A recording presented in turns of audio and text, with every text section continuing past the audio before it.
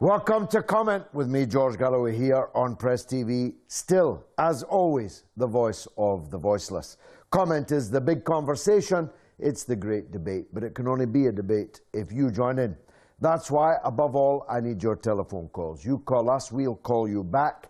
Establish a clear line, and remember, if you get on the TV with me, the volume on your TV has to be down at 0, or I'll have to move swiftly on, because no one will understand either of us. Because of the 3-second time delay, you'll be hearing me 3 seconds late.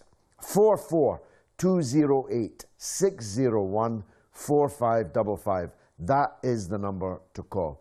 That's 44208-601-4555. Call us and we'll call you back. You can also SMS the show on 447800008066, and you can email me at comment@presstv.co.uk. And this being the 21st century, you can even tweet me at comment_presstv. Tonight, of course, we're discussing Iraq. Though Iraq in the round, not just the events of the last few days, but the events that have unrolled over many years, maybe decades in Iraq. We're asking who caused the mess in Iraq. The proximate cause, or the proximate backdrop to this, is the parliamentary move that I initiated just in the last few days, last Tuesday to be precise, to begin the impeachment of Tony Blair, which effectively means Parliament putting him on trial. It requires Parliament to decide by a simple majority of those voting. As long as the House is quorate, 100 members must participate.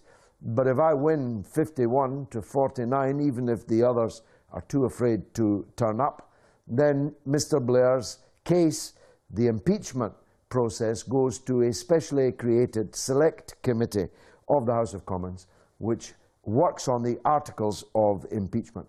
Then Tony Blair comes to the bar of the House. I don't mean by that one of the 19 drinking bars that the taxpayer subsidises in the British Parliament. I mean the long brass bar at which he would have to stand and face his accusers, one of whom would be me.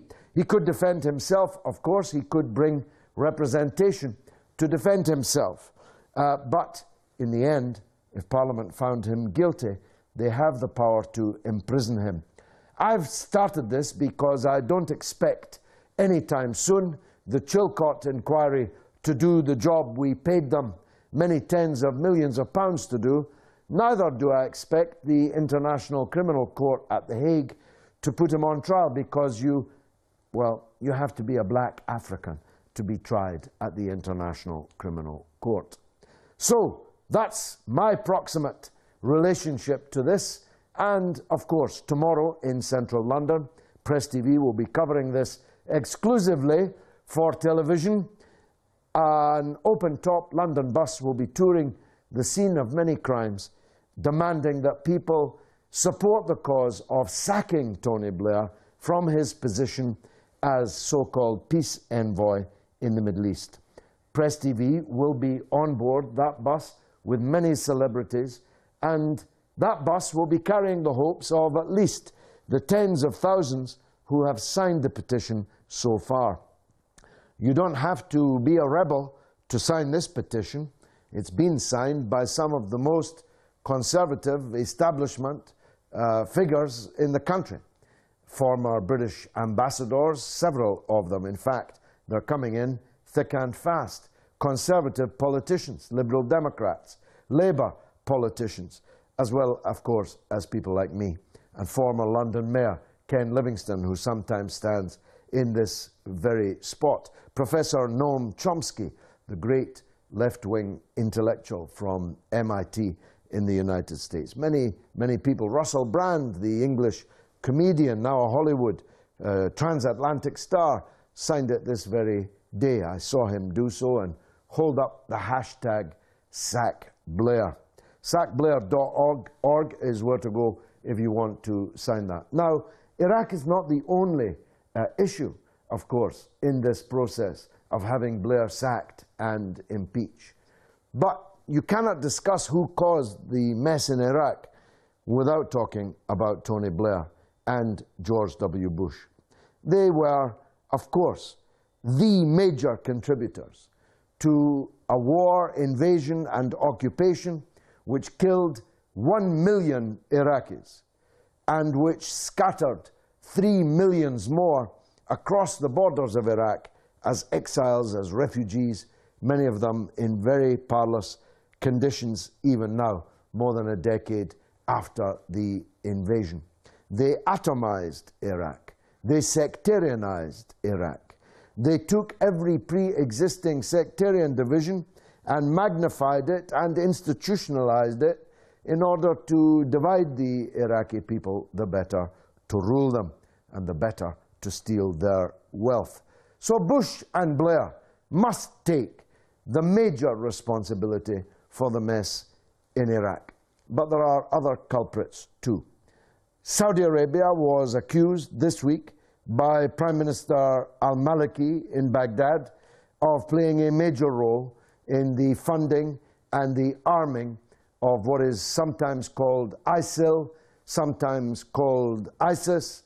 I prefer to call them al-Qaeda, even though al-Qaeda expelled them because they were, and I quote, too extreme, too sectarian. So the gang that was too extreme for al-Qaeda, that was too sectarian for al-Qaeda, are now ruling significant chunks of Iraq.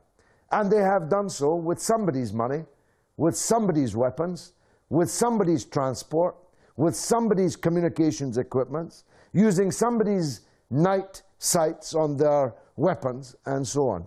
And that somebody is one or other of the Persian Gulf satrapies who usually do the bidding of the United States and Britain and other imperialist countries. And there is no doubt that the chaos, carnage, havoc in Syria was funded through those Persian Gulf satrapies. There's no doubt that at least one of those satrapies is a major funder and armor of what's going on in Iraq. I'm not so sure that the Saudi state is actually supporting ISIL, though individuals within Saudi Arabia certainly are, and the state, if it wanted to, could put a stop to that. But I think that the Saudi state is supporting other fanatic, extremist, takfiri groups rather than ISIL. But there is at least one of these satrapies that is responsible for all the material that ISIL have been using. And of course, we know where it ends. It ends with people having their throats cut, their heads chopped off, their hearts cut out and eaten, and the videotaping of all of it to go out on the internet because they imagine it's some kind of attractive look. It ends, as always, in the destruction of shrines, destruction of graves, even of prophets. The prophet Yunus, known in English as Jonah, had his grave desecrated, destroyed with electric drills and digging equipment just this very week in Iraq. And I just wonder, what kind of mentality has captured the minds of those who do this kind of thing? Who imagines that God could approve of the prophets' graves being dug up and desecrated? Who imagines that? What kind of Muslim imagines that the Almighty will smile on prophets, peace be upon them, having their graves destroyed and desecrated? It genuinely baffles me. If anyone out there knows the answer to that, I'd really like to hear it. There will be many other candidates for blame in this discussion we're going to have tonight who caused the mess in Iraq. First up is Sikandar in Pakistan. Sikandar, welcome to the show. Go ahead. Yes, hi, George. How are you? This is Sikandar here. I'm calling from Pakistan. Very nice to hear from you, brother. Thank you. Yes, how are you, George? By the grace of God. I'm a great fan of yours. I'm good. And sorry? Yes, go ahead. Well, I know you're an advocate of, in Pakistan, especially the Karachi issue, but that's a different thing. You know, Mr. Altaf Hussain, and I admire you for that, for standing up for that criminal who's a British citizen. But apart from that, I would like to add is that, yes, the Iraq thing is created by the British and the Americans because they themselves created these monsters, like Saddam Hussein was their creation. They unleashed these dictators on our countries like they did with Pakistan. General Zia, they supported him in the 1980s. Hello? Yes. General Zia, General Musharraf, eventually they get to call themselves presidents. The mess which Pakistan is in today is because of the American support, Ronald Reagan's support for General Zia in the 80s, supported the so-called jihad war, which they created all the Frankenstein monsters for us, Indeed. And today, which both the countries, Afghanistan and Pakistan, are suffering. And it was, and yes, a very drunken, immoral, corrupt congressman from Texas, Charlie Wilson, who had no idea about this part of the world and used a fake ideology and imposed it on our part of the world. And General Zia and his cronies, they ruined this country, supported by the Americans. And the funny part is, the very people were sitting, if you remember that video, sitting with Ronald Reagan in the video, which Ronald Reagan equated them to the founders of America, Yes, and it was so funny. People were wondering who's Benjamin Franklin and who's Abraham Lincoln. The only thing they had in common, Sikandar, was that they had beards.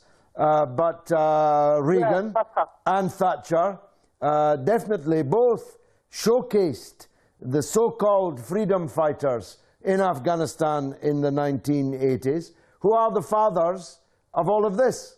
And that war, Charlie Wilson's war, as the movie had it, and Rambo and all the rest, these were all parts of a process of glorifying this kind of extremism. They built, as I often say, a Frankenstein monster. They thought that they could control it.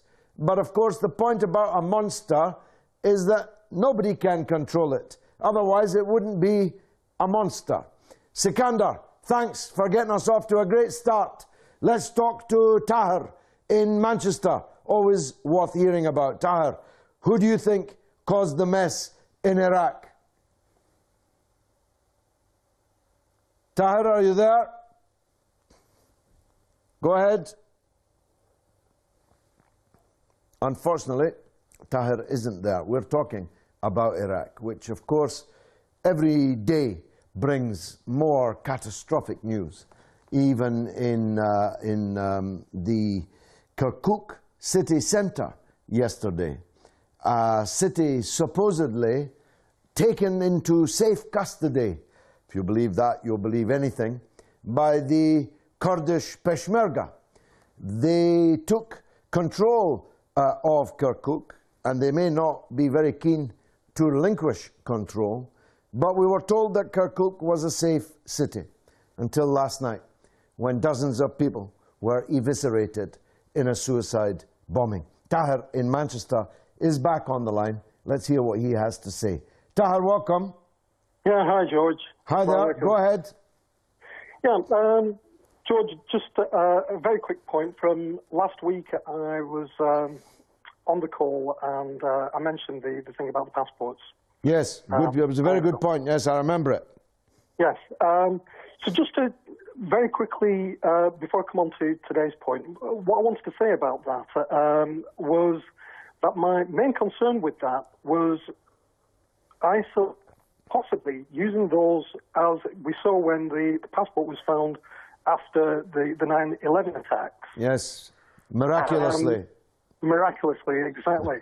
My main concern with that point was making that point that I think passports, I don't think we should be surprised if we see attacks on other foreign countries pointing a finger to a country that has absolutely nothing to do with those attacks. Well, that has happened already, Tahir.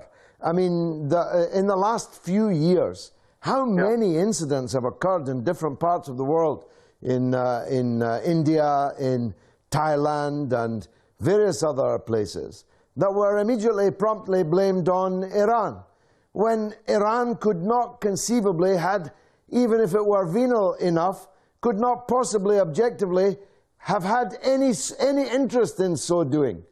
These killings were taking place in countries that Iran had good relations with. It's simply madness to imagine that Iran was behind those crimes. So these kind of false flags definitely can be expected, Tahir. I believe so. But in terms of today's topic, George, in terms of who's to blame for all the mess, at the moment, I think a major blame really goes towards the media, because I think we're actually, I mean, I could almost hand on heart guarantee you what the outcome is going to be of Iraq. I think I already know it, because I think we're being set up for it through the media. And, the media's setting out the stall. It's managing expectations of the general public and of the parties involved in the Iraq crisis by planting the seed of a tripartite Iraq, almost as if it's a foregone conclusion. Yeah. And as the old saying goes, why bark when you've got dogs to bark for you? One media outlet puts it out and then others pick up on it. So by the time that it's suggested to the parties involved by John Kerry, William Hague, or whomever, it no longer seems like it's, so much of a ludicrous idea. That I believe it is. And by that time, we've all bought into it, and we mentally feel like we've come to that conclusion ourselves of it being the inevitable result, having read it 1,000 times already. Yeah. And, I think instead of, because, I mean, if you look at the way, Maliki was initially, it was, all Maliki's government is, they're the victims. It's kind of shifting almost as if, he is actually the terrorist, and, the Kurds and the Sunnis are being, effectively targeted by him. Well, what we have is countries and media that hailed as the great achievement of the overthrow of the dictatorship in Iraq, that we now had democratic elections in Iraq. But the man who won by far the largest number of seats, he was 2/3 better off in seats than the second man, and he's being told that he must go. He's being told that he must choose this, that, or the other government. He's being told by foreign countries what he should do. Now, don't get me wrong, Tahir, and this is my own view, only mine, not Press TV's. I think that Maliki has been a very poor Prime Minister. I think he's made very many mistakes, as did other Prime Ministers before him. The occupation made it very easy to make those mistakes. And of course, they themselves, when they were running Iraq, made catastrophic errors. The dismissal of the Iraqi army, the dismissal of the Iraqi police force, the sending home without pay of all the Iraqi military officers was an accident waiting to happen.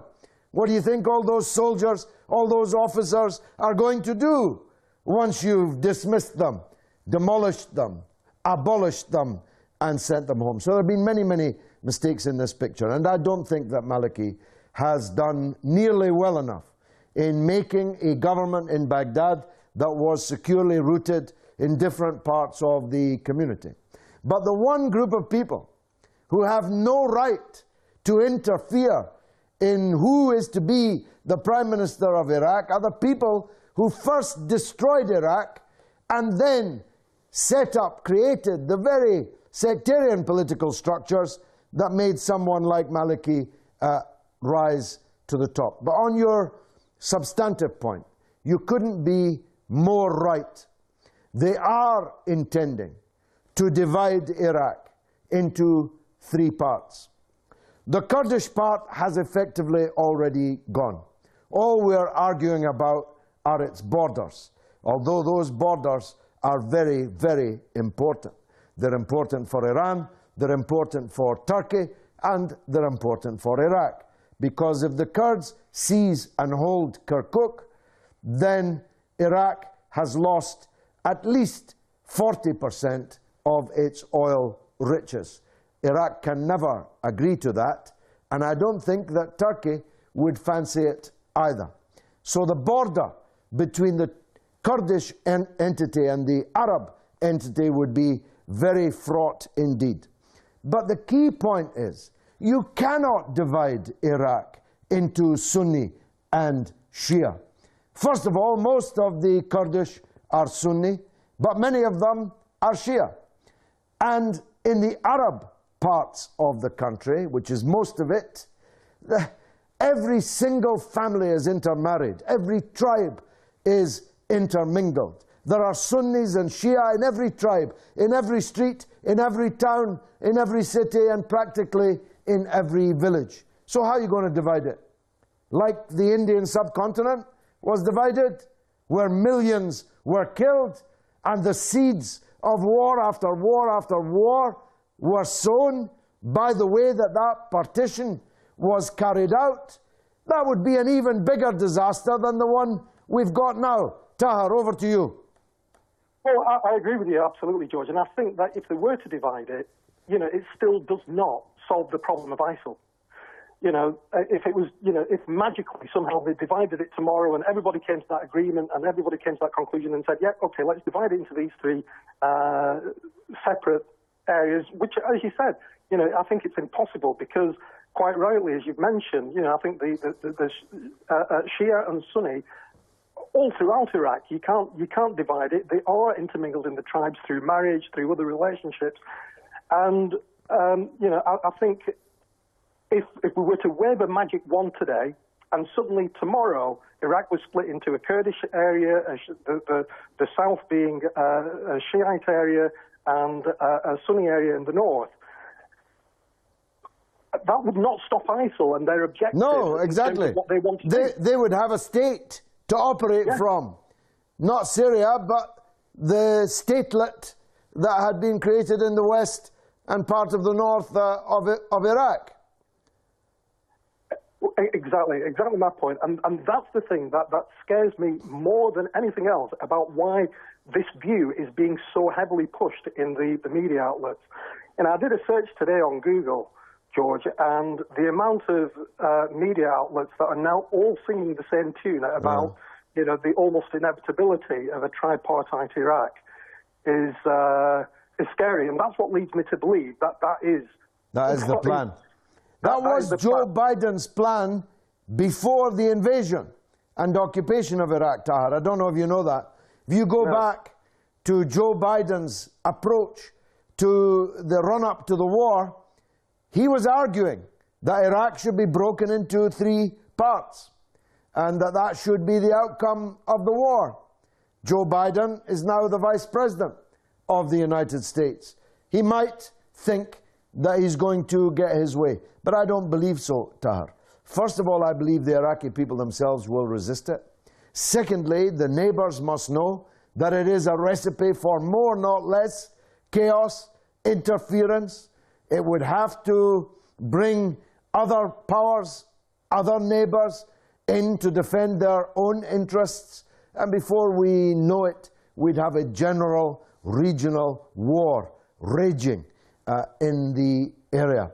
Tahar in Manchester, as always, a pleasure to hear from you and to talk to you. We're talking about Iraq, about who is responsible for the mess, from Sykes and Picot with the borders that they drew, right up to the antics of unelected dictatorial kings and princes and emirs in the region today. I'll be back, God willing, in just 3 minutes with the second half of Comment. Don't go away.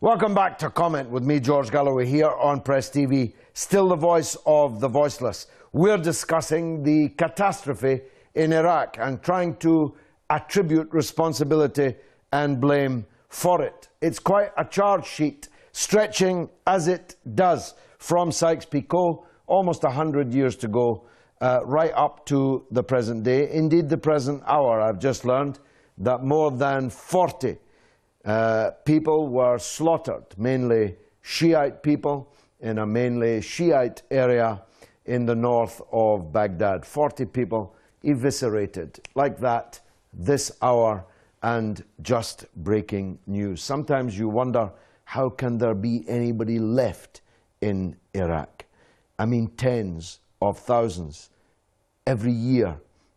In 2007, I think, 27,000 people were killed in this kind of sectarian madness.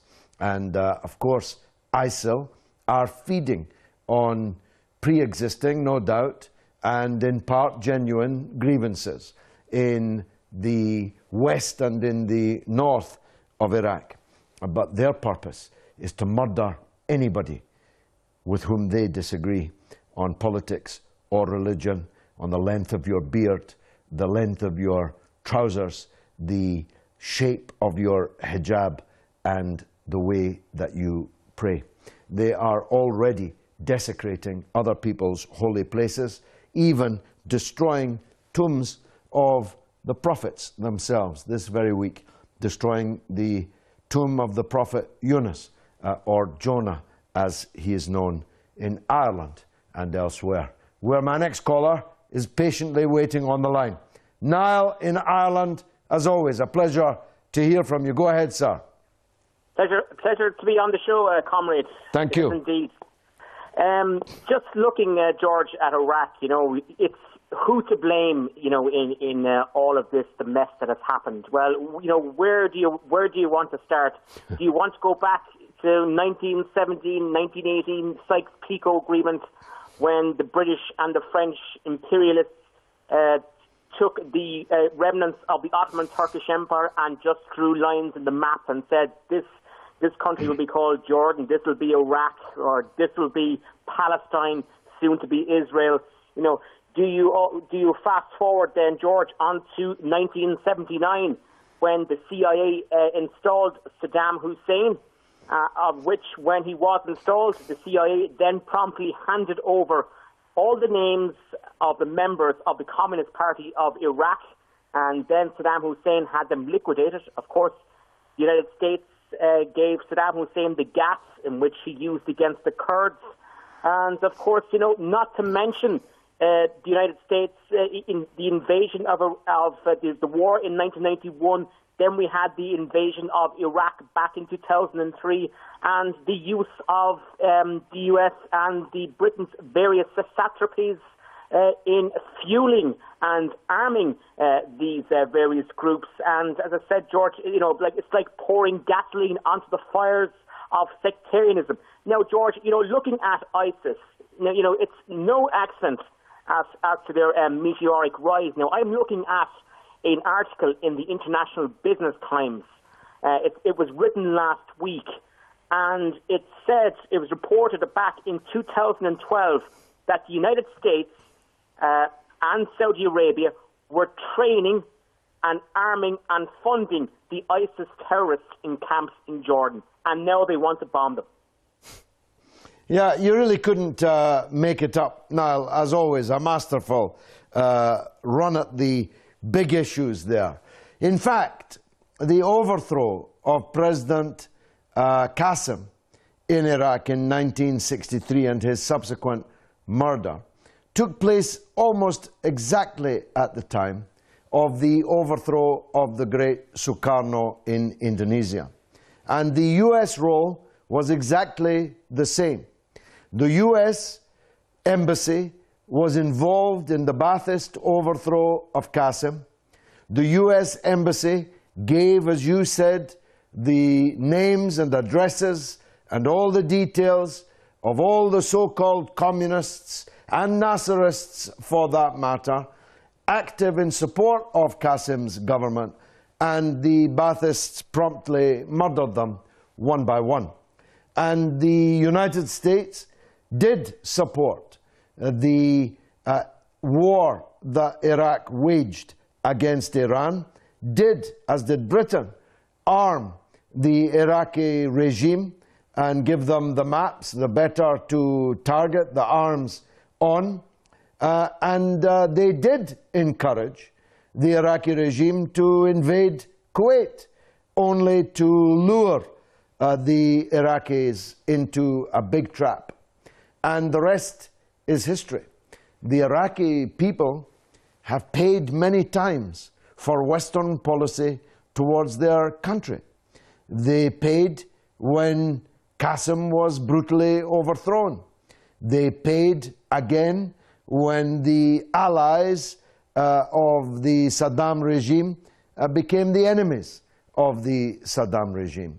And hundreds upon hundreds upon hundreds of thousands of Iraqi women and children have perished over this period at the hands of Western policymakers. Now, brilliant. Let's go to California. Who wouldn't? And talk to Kafan. Go ahead, sir. Yes? Yes, you have to turn your TV down. Okay. Yeah, how you doing, George? Yes, by the grace of God, I'm good. Go ahead, sir. Thank you. You see what happened? I'm talking about the Iraqis and the problem over there. This is something we know, and it doesn't need really in a PhD to know that. This is a plan that has been done long times ago by the Western world. This is a war against Islam, and especially against Iran, you know. They want to destroy and they want to weaken Iran. And this is the best way, in able to weaken Iran, they want to weaken the Iraqi country, you know, and the Iraqi government. And the other hand is also, it's going to make, they are trying to create a big international war between the Sunni and the Shia. So the Sunni and the Shia, they will kill each other, and the Muslim will kill each other in every part of this world. God forbid, you know. And so they can get rid of everybody, and they can make the Muslim countries or the Muslim people in the world all the way down to the ground. And then after that, they just only need a leash to put around their neck and start pushing them. I'm just trying to say, where is the Muslim scholar? Where is the Muslim scholar in the world where they can stand up right now and they say this is not a Sunni Shia war. This is the war of the West. It's a crusader war against the Islam and against the Arab all over the world. Every single place in the Islamic world, there is a war. It has been created by the West and by NATO's. And this is really a war against Islam. You don't need a PhD to know that. You know what I mean? Now we're talking about those murderers who are trying to kill and kill and kill. I mean, those people, they are the biggest enemy of Islam. When you put 1,700 people and executing those people, here I am, and I want to show this to my children. This is the Islam. This is the head of the Islam. This is Mujahideen. If the picture of the Mujahideen like that, what about the murderer? What about Al Capone? You know what I mean? They are the same. They're all killer. How can anybody stand with those people who kill and murder human beings in the name of Islam? I think Islam is all the way away from those people. I think these people, every single Muslim person, if he's Sunni or Shia, he should fight. And he should fight against these people, who really, they are murderers. They are really murderers. And I just want to blame all the way to the Muslim scholar in the world, which especially the Sunnis, and I'm Sunni too, why they are not standing up, why they are not saying we are all Muslim world. And what the Prophet Muhammad say? He say we have to be all together.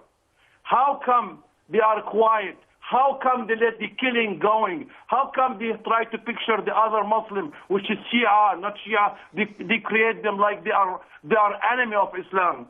And they're trying to take the real enemy of Islam is not the Shia, it's not the Islam themselves, it's the West, it's the United States, in the West, in the European country. They are the people who try to destroy those people. They want to bring them back. They want to bring them back to the camel and the cow, and they want to bring them to be slaves so they can put the leash around their neck. And this is my opinion. Well, it's the most powerful opinion of tonight and many a night. And I hope it goes far and wide to the audience this evening and on YouTube, where it's definitely destined. A wonderful call from Kafan in California, and I'm very grateful that you made that call. I think this is the first time for Kafan to be on the show. I hope it's not the last. Now, we're talking about the chaos, the havoc, the carnage, the mass murder, mutilation. I mean, Kafan made the point that they boasted, they told us that they murdered in cold blood 1,700 unarmed captives with their hands tied behind their backs. And he said that he might show his children this, but I'm sure that he won't, and I'm sure that he shouldn't. Because not only did they murder this 1,700 people that they held captive after a fight, after engaging in war against them, in absolute contradiction and defiance of every Islamic tenet for the treatment of prisoners. They murdered them and mutilated them in the most grotesque way. In fact, I can't bring myself even to tell you exactly what they did to those prisoners. Suffice to say that no beast in the jungle, no beast in the jungle would willfully, more wickedly, more grotesquely mutilate before killing their victim. It's really beyond words. It is beyond description. Let's talk to Ariane, my old adversary in New York. Go ahead, Ariane. Hey, Mr. George, how are you, sir? I'm good. Go ahead. God bless you, man. I wish there were more people like you in the world. Thank you, brother. I believe, George, Iraq carnage is a direct result of U.S. invasion in Iraq. There was absolutely no reason for U.S. Army to go there and interfere. Iraq didn't have any weapons of mass destruction. Iraq wasn't a threat to the United States for the moment, so the invasion of Iraq was absolutely the result of what's going on today. I would say another thing. United States government, George, it's totally failed its foreign policy lately. They care more about 2-3 Syrian warplanes bombing the ISIL terrorists, people who actually has been spreading terrorism throughout the world, in Russia, in the United States. We had recently the Boston bombings, but the Americans, they forget very soon. These are the very same people. But they are very fast to condemn the Syrian warplanes bombing these rats, but they failed to condemn the Israeli bombings in Syria, killing tens of soldiers, apparently for no good reason. And what a coincidence that the person who died, he was an Arab actually living in Israel. He wasn't he was an Israeli citizen, but he was an Arab. And with many false flags that we have seen, I I wouldn't be so surprised if I found out that some Israeli gangs killed the poor boy and then blame it in the Syrian military so they can bomb them, and they can give the rebels and the ISL, Nusra Front, the upper hand. This is what Israel has been doing since the turmoil started in Syria, and they're gonna keep doing. They're not gonna give up because they know very well that dealing with Hezbollah and dealing with Assad and dealing with Iran is gonna be extremely hard for them for days to come, because it's gonna take maybe a long time, but the Israeli government and the United States government, they ultimately will have to pay the price and answer to the world why they value more the cheap oil that they get from Saudi Arabia instead of the human blood. That's all. Well, it's a very powerful call, Ariane, and I thank you for it. The cheap oil that they get from Saudi Arabia, of course, will not be necessary forever.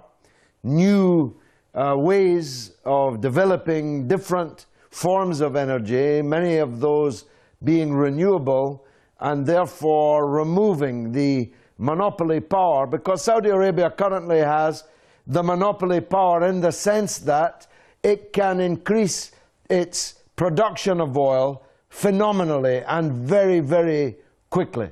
It has, because of the riches that it has developed over decades, more than half a century, nearly a century, it has built up fantastic capacity to be a swing producer.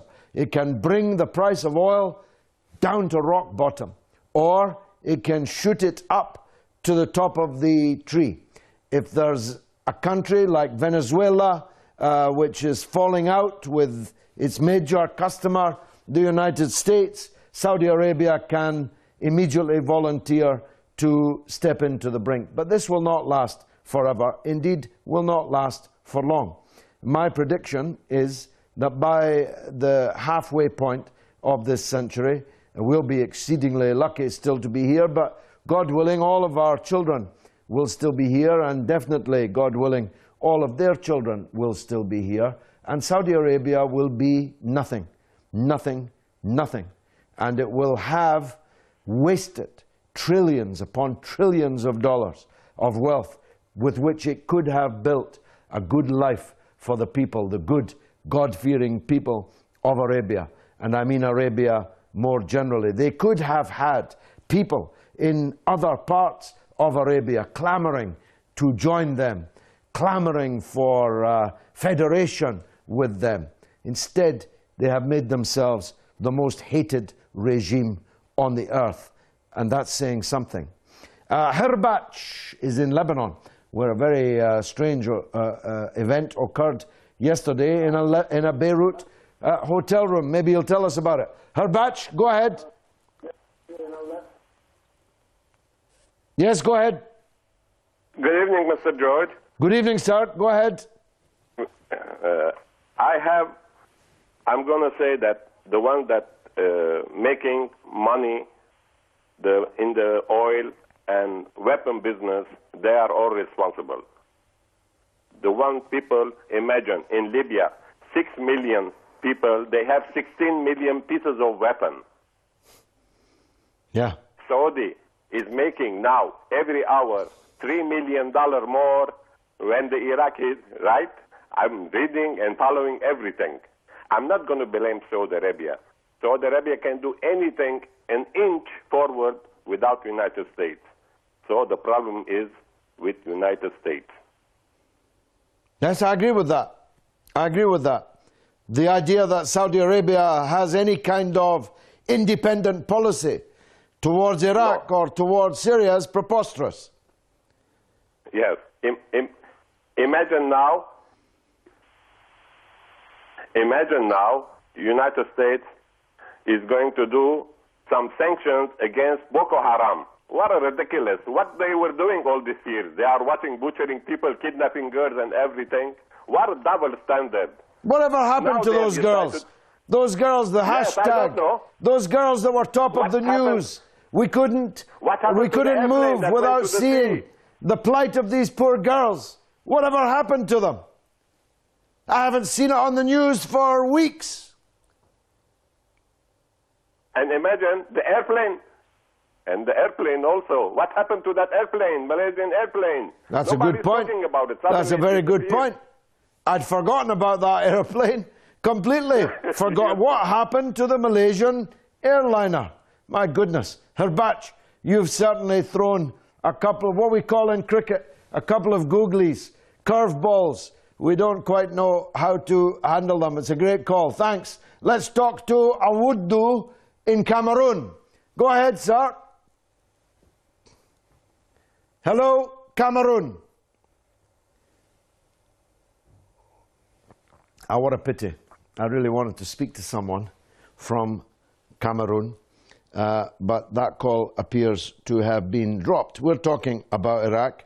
Who is responsible for the mess that Iraq is in? What's it all about? Where is it leading? Who's behind it? Who's funding it? Who's arming it? Whose propaganda machine is softening us up for what might be an attempt to formally partition the country, and Iraq would then be literally no more. It would be broken into three. You see, my point is this. I have fought all of my life against Sykes-Picot, the division of the Arabs into 23 artificial states. But the one thing worse than Sykes-Picot would be a Sykes-Picot 2, where instead of 23 Arab countries, we had 233 or 2,333 emirates, all based on sectarianism, all quarreling and arguing and regularly fighting each other. But what a dream that would be for the imperialists. The Arabs would be weak and divided, the better for the West to go on stealing their things. The Arabs would be quarreling with each other, fearful of each other, one emirate fearing the incursion of another. So we'll sell them weapons. In fact, we'll sell them all weapons so they can point those weapons at each other. And with a bit of luck, every so often, they will erupt into warfare, use the weapons, and have to buy new ones. Can't you see, you Arabs? Can't you see what they're doing? Honestly, I don't know what to say. Shoaib is in the United Kingdom. Go ahead. Hi there, can you hear me? Yes, go ahead quickly. Good evening to you, George. I was just going to say to you, my friend, the ongoings in Iraq at the moment, I think they've been caused by the people that have gone into Iraq, invaded the place and left the Muslims to fight amongst themselves. Do you agree with that, my friend? I do. I think it's the same case with Syria, where the Sunnis and Shias fighting. This wasn't the case before. And since America and Britain have been into Iraq, for example, as soon as they've gone out, look what they've caused. Now they're going to sit back and watch and then take over. Well, it's a very powerful call. Unfortunately, it's come late in the show, and I've only 30 seconds left to say that I agree with you, but that what's necessary in Iraq is to divide the Sunni mass from the ISIL Al-Qaeda fanatics. We have to win that Sunni mass to our side as a national Iraq, truly national. And if we can do that, we can isolate these terrorists. If we do not do that, these terrorists will continue to flourish and prosper. It's been marvelous for me. I hope it was for you.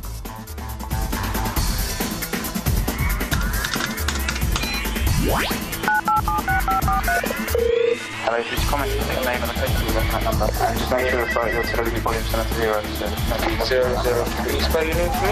Yeah, I know. You redirect